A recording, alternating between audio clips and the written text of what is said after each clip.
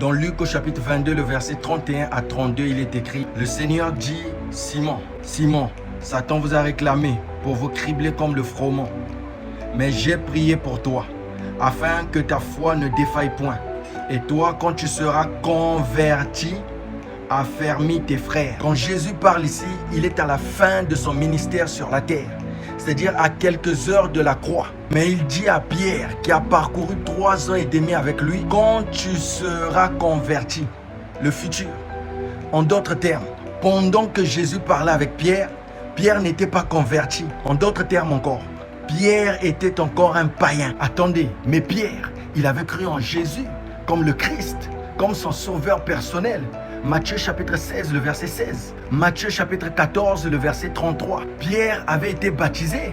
Jean chapitre 3, le verset 22. Pierre avait chassé les démons. Il avait guéri les malades. Il avait un ministère authentique. Un appel authentique venant de Jésus lui-même. Matthieu chapitre 10, le verset 1 à 8. Pierre était le frère le plus zélé de l'église de Jésus.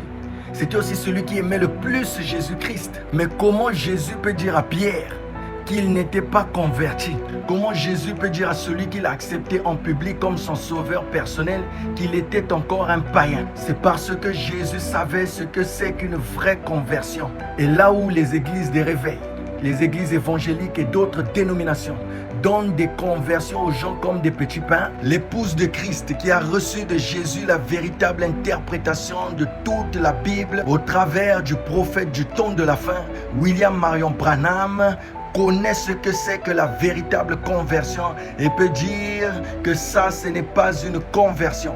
Alléluia! Parce que l'épouse sait toujours ce que fait son mari, mais pas les concubines. Et remarquez qu'on dit les dénominations, les concubines. Ce sont des concubines de Jésus. Voilà pourquoi ils n'ont pas toute la connaissance de la parole de Dieu. Ils n'en ont qu'une partie.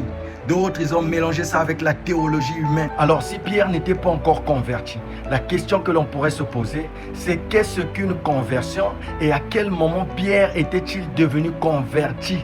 Alléluia!